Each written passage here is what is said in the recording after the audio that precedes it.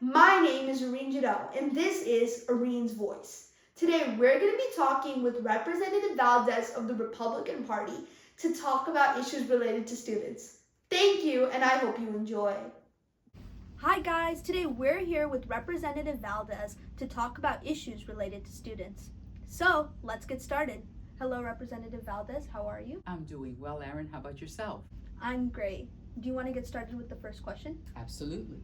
Okay. So the first question I want to ask you about is one that is extremely important to parents and students alike all across Florida: gun violence. The news of school shootings sends a wave of fear throughout parents and students. So I must ask, what steps are you planning on taking on this issue? Well, that's a very good question. And I too, having children in our schools as well, it is very concerning. I have 5 grandbabies that are all in school as well. My children are adults now, and now it's the next generation, and I worry about their safety every day. And I have to tell you that in the Florida House, since I have been here since 2018, and I came after that horrific event that occurred down in Marjorie Stoneman Douglas High School. I came into office after that, but I remember as a school board member when that happened. Oh my goodness, the fear and the concerns that were going through my head were actually very real. And we have every year, every session, we have taken steps to be able to ensure that school districts have the funding available so that then they can protect their schools and really look at how their campuses are and make sure that they're hardened, and meaning that they have fences around, that they have lots of cameras around, that they have the resources available to do those things, and really rely on the partnership between school security and the local law enforcement agencies, so that whether it's the city police department or the county sheriff department, to really work collaboratively to ensure that our students have a safe environment. So I think that it's really super important that we make sure that we continue to look at ways to be able to protect our campuses from different ways of getting into our campus. By the same token, increase funding for mental health services, because sometimes kids need to talk about some of the things that maybe are worrisome for them, and making sure that those resources are available for both our parents and students alike. And I think that that is really super important that we continue to do that. I understand. Now, the next issue I want to ask you about is the teacher shortage. According to the Annenberg Institute at Brown University, there are close to 36,000 vacant positions all across America when it comes down to teaching. So, what do you think we need to do about this? Oh my gosh, that is a huge problem. And you're so right. It's a huge problem across the entire nation. And I think that here in Florida, what we're doing is that we're trying to focus on teacher pay and make sure that we encourage new teachers to stay within, the profession and the art of teaching. And we have to make sure that we invest in our teachers. By the same token, I think that a challenge today is that our students sometimes do not respect teachers, do not honor teachers, and that's a big problem. I think that the first teachers, though, are parents, and parents need to somehow or another work collaboratively with their teachers to ensure that the student's outcome is super important. So I think that building those relationships is important, because teacher, it's a hard job to be a teacher. It really is. You have a classroom, or actually you have what, 7 classrooms if you're in middle school. You have 7 periods with 7 different types of of students, a total of about maybe 160 to 200 students, all with different personalities, all with different needs, and the teachers need to feel that the students care about them as well, because then that makes it fun to go to school. If I were a teacher, I'd have to make sure that my students are learning and still having a fun time at school. So I think that that begins with a really good level of respect from not only the students but the parents alike. So it's very important that we, through PTA maybe, or other parent groups, to ensure that we remind parents that being a teacher is a tough job and it requires a lot. I remember when my children were little and they would play baseball. We all participated in a baseball, team. And let me tell you that there was a teacher that was on the team, and she would bring to the baseball game, while her son was playing, the papers for her to grade. So while she's grading her papers, and I was watching the game as a team mom, I would tell her, Miss Nunez, he's up to bat. So she would stop and be able to watch her son bat and be present. So when teachers give a lot of themselves for other children, it's important that parents recognize those sacrifices as well. So I think that we need to bring a little bit more of a respect to the profession. I understand. Now, the next thing I want to talk about is child abuse and neglect in Florida. According to the Child Welfare League of America, there are close to 242,000 referrals of child abuse and neglect in only Florida. How do we solve this issue? Oh my goodness, that is such a sad statistic. I tell you what, I think it was my second semester of my freshman year here in the house. See, I break it down because there's 4 2-year terms, right? So my very first year is my freshman year, my second year is my sophomore year, or actually my second term is my sophomore year, my third term is my junior year, and now I am my senior term. So this is my second semester of my senior term in the Florida house. But my very first year, since I've been here, I save a bill slot for students back home to give me an idea of what they think should become a law. And the students from Sumner High School, and I think it was my second semester of my freshman term, came up with a law that, because they noticed that there was a problem with students that were in foster care that were being abused and neglected. And they did not like that. So what they wanted to come up with was a, a bill of rights, if you will, for these students, for these kids, so that every time that there was a change of placement, meaning that they were moving from one home to another home with a new family, that child is reminded in an age appropriate way, what does child neglect, abuse, and abandonment look like, so that then they knew what to expect and how to report it and avoid those situations with them. And Arin, that particular law, that particular bill became law. The governor signed it. So that's something that I was able to do on behalf of our foster children. And is there still more work to be done? Absolutely there is. There's a lot more work to be done in that area. And it's an important one that you bring up. Understood. Now, the next thing I want to ask you about is student loans. According to the Education Data Initiative, there is close to $1.777 trillion worth of student debt coming from close to 43 million people. How do you believe we need to solve this issue? Well, that's an issue that needs to be looked upon in the federal government area. I think that college is extremely expensive. And for those families or those individuals that maybe were not able to get a scholarship of some sort, Bright Futures didn't exist a long time ago. So that's something that in the state of Florida, we're trying to find ways for our students to be able to realize that they could get an education debt free through the Florida Bright Futures and other types of programs that you can get a scholarship on. And as so long as now it's Bright Futures, so long as you stay within the state of Florida, your schooling can be paid for up to 100%.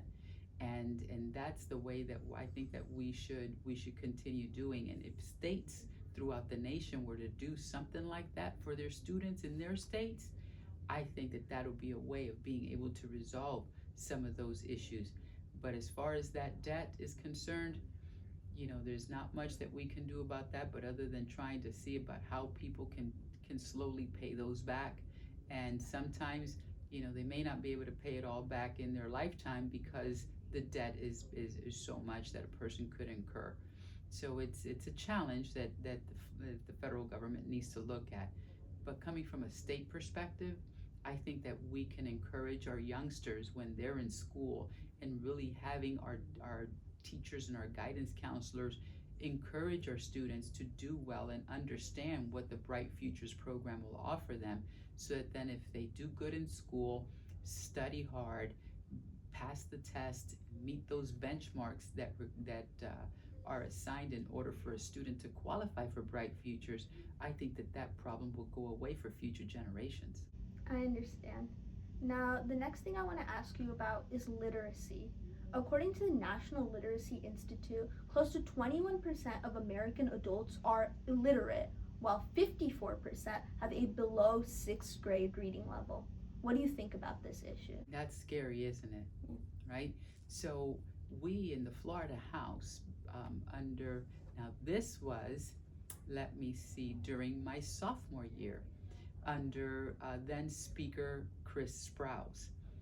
He knew about this particular literacy problem. And what we did collectively is that with a partnership with the Latzinger program at UF, we were able to initiate the New Worlds Reading Initiative.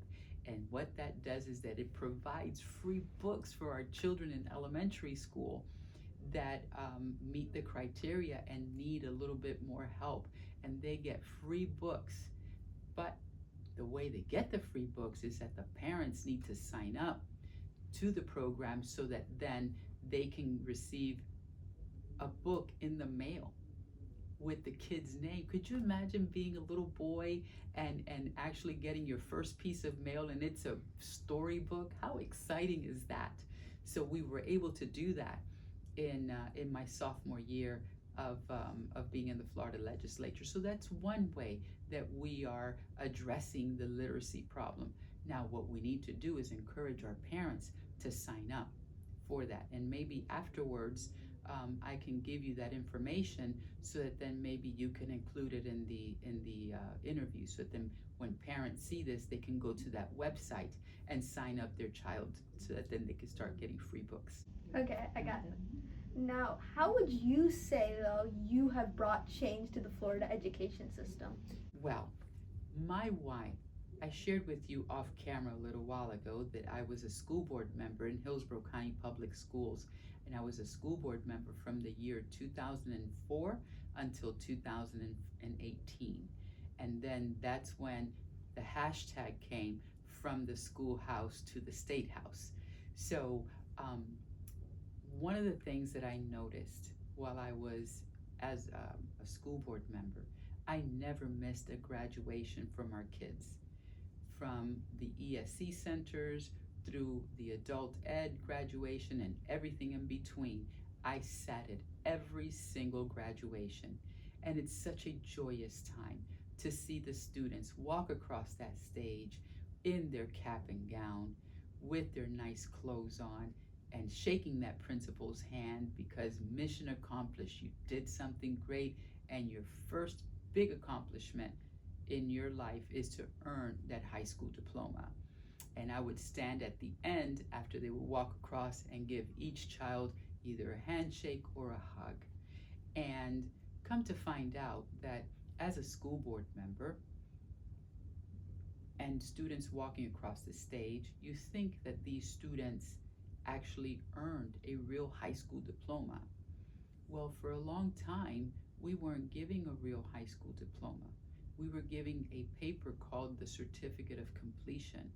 And that Certificate of Completion, Arin, did not allow, it wasn't a standard high school diploma. It did not allow our students to join the military. It didn't allow our students to go to a technical school It did not allow our students to apply for the FAFSA and go to college. None of that. So the reason why I left the school board was because I wanted to get rid of that paper. That paper was not a good paper because it really impacted our workforce. And a lot of the problems that we have with our workforce today is a result of students, or at the time that are now adults, have that certificate of completion.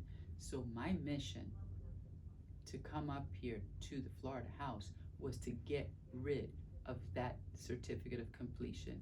And son, I need a high five right now because mission accomplished. That was one of my biggest accomplishments and contributions to the education system in the state of Florida.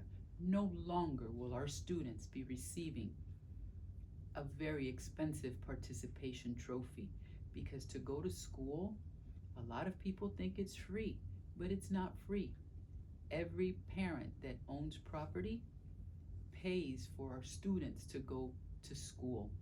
So at the end of 13 years, at a minimum, is over $117,000 that we've invested in our children. To then have a piece of paper that student cannot move forward is egregious and an awful thing to do.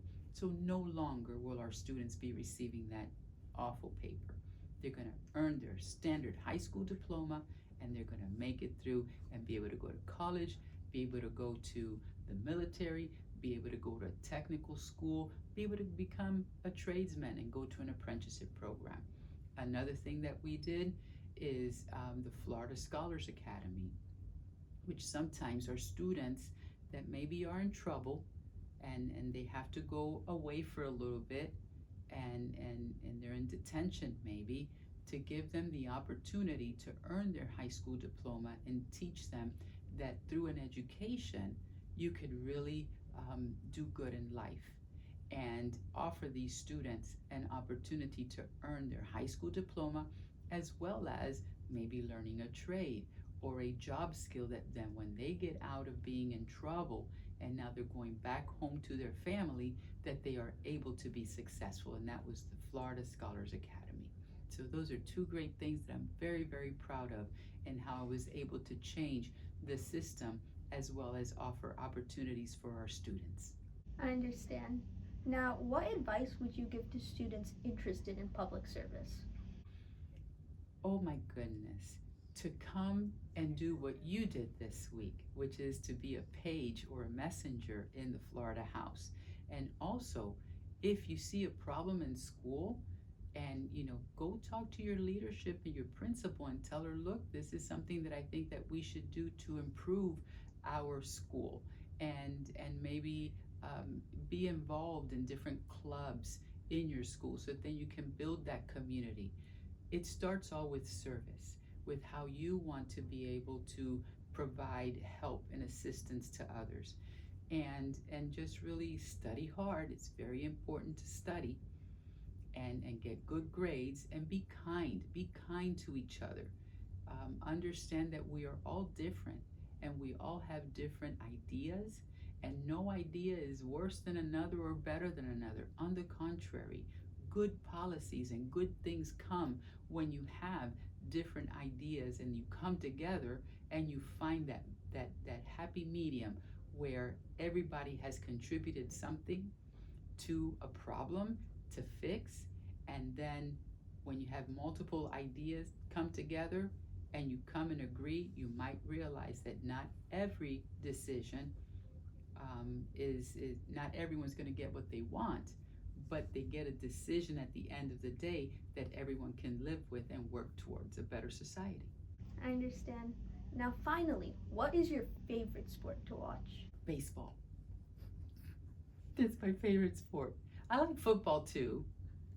I love my Bucks. Oh, really? And I love Mike Evans. He's my favorite football player. Oh, really? Yes. And but I grew up in New York City as a little girl. I was born there. So one of my fondest memories with my dad, and my dad passed away when I was a little girl. So one of my fondest memories with my dad was going to go see the Yankees or the Mets in New York City.